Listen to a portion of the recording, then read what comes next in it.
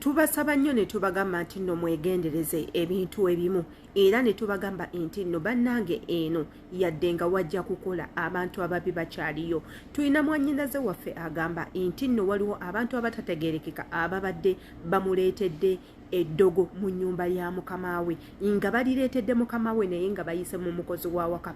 Wabula abaddeko Katonda ow'amaanyi ennyo okukizuula nti nno munnange ebintu bye baleese ewa mukama we byandiba nga bintu bikyamu era bisobola okuvaako obuzibu. Kati nno ekiddiridde kye tugenda okuzuula mu katambi ke nga ye kennyini nnyini yeeyogerera wano wembasabira nti oli wa mukama wo okola naye toggulira ng'omuntu yenna gw'otategera oba tomala gakwatanga bintu omuntu byakuwadde n'akugamba nti bino biteeke mu nnyumba bya mukama wo ojja kufuna obuzibu. Jjukira eddogo mu nsi zeeno we bakukwata nalyo tebagenda kubuuza any question, ogenda kusibwa oba osobola okuttibwa kubanga abeera shiriki.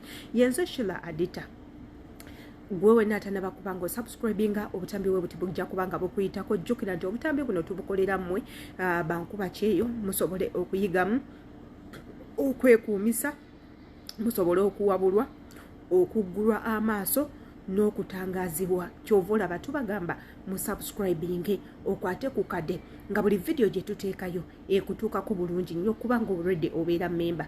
Ne tubasaba ne tubagamba mu commenting kijja kutuyambako, kiyambe ffe abakola obutambi. Teekako n'abo abagenda obbula, bateekako n'abo ba comment readers mu comments zammwe bayigamu ebintu bingi nnyo. Commentinga toyina kyogenda kuvaako, naawe beera omu ku basomesa kubanga oli musomesa. Beera ku abo abamu abakansolinga, abawabula, abagayidinga. Commentinga wabula ng'ate akadde tokeerabira ako nno kakuyambako nga buli video gye tuteekayo etuukira ku ggwe. Katugendeko mu katambi ka mwannyinaze waffe ono abeere nga atunnyonnyola engeri omuntu gy'abadde amuleetedde eddogo alimusibyeko aliyingize ennyumba ya mukama we. Ate era tukomewo twogere ku biki ebiyinza okuvaamu in case ng'okkiriza okuyingiza ebintu nga weebite mukama wo nga takkiriza naki kyosobola okufuna oba ekisobola okuvaamu mu incident eyo. Katugendeko mu katambi tukawulirize ate era tubeere nga tukomawo. Baganda bange ekinguddeko wano kikambwe. Bannange mbadde ndi wano bakama bange batambudde. Bakama bange batambula baba ne mama bagenze n'omwana omulwadde, omwana yalwala amaaso. Kati mbadde ndi muno nga mpwira akonkona akonkonye nno ddala nga nyanguwa ngenda nkola ki nsobole okuggulawo.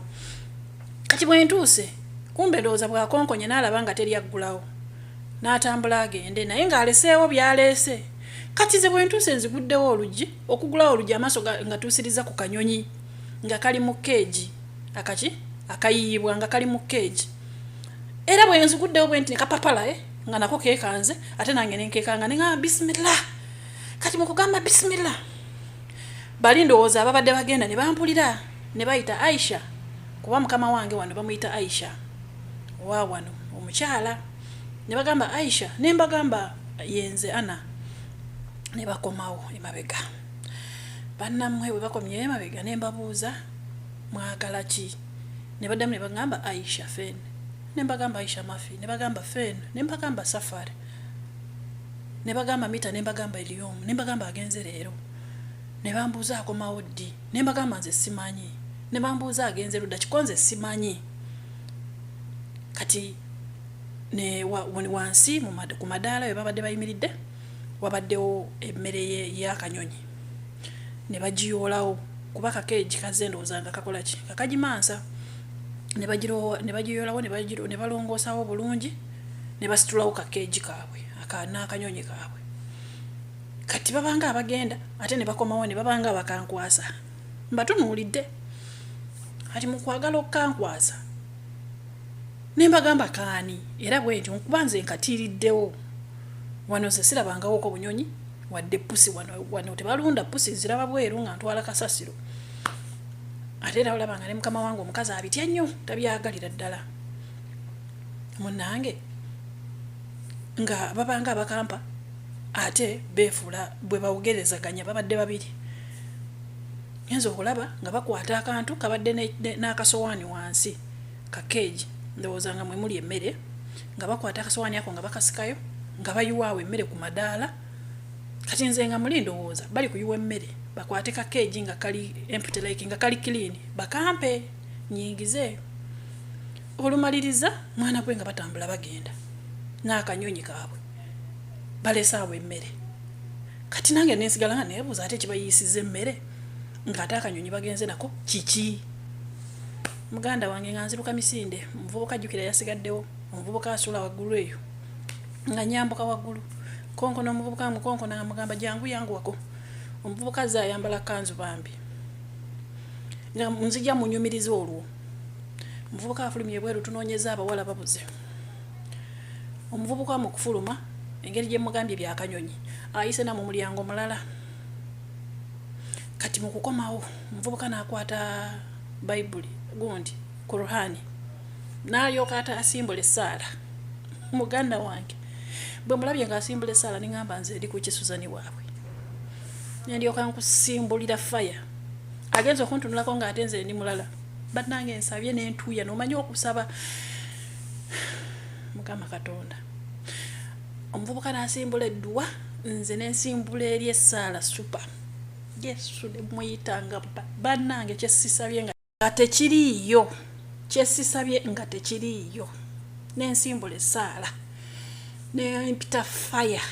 n'empita faya kuba omuvubuka ekimazeemu enviiri ku mutwe omuvubuka agambye magic haramale tengamba wano waliwo sitaani bannaye bano abantu bamanyi kibayita eddogo ne bagamba ddogo omuvubuka n'alyoka asaba nengamba kati ate nze alisooseeko nange nendyoka nsimbula liri banange nensaba nga mpita naye nga mpulira nensaba n'amaliriza ye bw'amaliriza nze nenzira mu luumu yange nenfukamira nensaba katonda kati n'akuba amasimu n'akubira maama we n'ababuulira ndowooza ekibaddewo ne bakubira maama wa baba tubadde tukyali awo ne bakonkona oluggi abagambye n'obagamba sebo tebayita mu luno nze ndi ddukozesa nzekka ne bagamba bayite eri n'abagulira eri ne bayingira ne balyoka basaba dduwa bakutte ne ku luhaani bonna nengamba mukama katonda kyekigudde ewange wano bannange nange nensaba nga bwentuuyana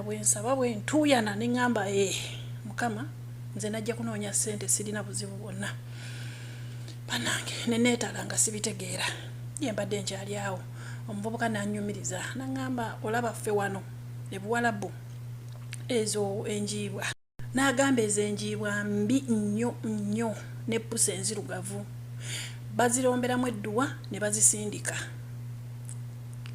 ne bambuliramu abantu nanyinyonyola ebintu bingi ne nga nfudde nze banange ne tusaba kati we bamaliriza ne baŋŋamba ngende enkole ki mbiyoolewo mbiteeke mu kaveera mbitwalire eddala kasasiro sigeza nabiteeka mu dasibiini yawaka neŋŋamba bannange katonda wange nze omunaku waabwe ate kati bali kunsindikira ddala mu kintu nembagamba kale musooke mulinde nendyoka nzija muno bannange nendyoka nkowoola katonda faya n'afuuka faya gwe okufa kutiisa nga naddala ng'oli kufa by'otategeera bannange nemmaliriza kati ndi wano ŋŋamba ŋŋende mbiyoole oba nedda bannange mumbupe ku magezi kuba ntidde ekyamazima nange ntidde nga bo be batidde nange mbitidde bwakuba bayinza n'obitegeerako naye ate nze serwajja okwota byebyo nno ebyavudde ku sayidi ya mwannyinaze waffe mukozi munnaffe ebyo bye byamutuuseeko waakolera ebintu ng'ebyo si bipya kumwe mwenna abaludde nga mukolera eno ebintu ebyo nga si bipya wabula oyinza kukola otya kwe kubeera very careful banange mwegendereze nnyo mwegendereze mujjukire tukyali ku musango gwa muganda waffe gwe baakwata n'enjaga ye kyalumiriza inti nno gwali munnyo naye munnange if ye aguyita munnyo naye omunnyo gwe gugenda omuteeza kalabba gwe bagenda okukozesa babeere nga bamutemako omutwe kyetutamanyi omunnyo guno ye yagwegendereza nga munnyo yagukebera n'alaba nti munnyo oba teyakebera yalaba bulabi kintu kyeru ate nga mujjukire enjaga ne mu nsi muneeno mweri kati omuntu wagamba nti bamukutte n'enjaga tetusobola kuwakana nnyo kubanga naffe amazima tetugamanyi kino kyenjogera kyekuusakuusa katambi kentaddewo olunaku olwaleero omuntu akuleetedde ekintu ekinyonyi n'agamba nti kya mukamaawo kiyingize naye tonnafuna lukusa okuva ewa mukamaawo. Bw'okwata ekintu bwe kityo n'okiyingiza ne mutandika okufuna ebizibu ewaka, ekintu ekyo ne kifuuka akakookolo ne kitandika okuleetawo enzigotto wakati wo ne bakamaabo oba mu nnyumba ya mukamaawo. Who's going to be blamed? Of course it's you as a worker. Jjukira naawe tomanyi omuntu azze n'akugamba bino bya mukamaawo gwe ng'omuntu okkiriza naye nga tomaze kwebuuza we tubagambira nti mmwe abafuna chance ne babaleka ewaka. Omuntu wakonkona ku gate, ask your bosses oba wali oba taliwo. Ask them, do you expect anyone? Waliwo omuntu gw'osuubira okujja ewaka bw'akugamba nti nedda, leave it. Oba ye ng'omuntu muleka akyekwatiremu amanye ani azze ewuwe. Temuyingiza bintu bibabawadde. Abantu balina ettima, abantu babi. Omuntu asobola okuleeta ebintu nga bigenda kukutta, agenda kukuleetera obutwa, agenda leeta eddogo ng'eryo. Kati ono jjukira akanyonyi baakaleese naye omuntu eyabadde ewaka n'akizuula nti si bintu bituufu ne batandika okusaba byebyo nno ebyavuddemu. Ekyo nno kikuyigiriza ki? Always be careful. Mubuuze bakama bammwe biki ebigenda mu maaso. Are you aware of this and this? Bw'abanga he or she is not aware, nkusaba naawe stepping backwards, take a step backwards oleme kufuna bizibu. Yenze Sheila Adita kalowooza akatambi kanene okafunyeemu nnyo kunze nga Adita enkayizemu ebintu bingi. Kansubire naye wekigenda okuba komenti zo ngenda kuba nzirinze wansi awo, ngenda kuba nzisomamu manye entegeera yammwe, ntwale ebirowoozo byammwe ate era njige n'ebyo bye mbadde simanyi.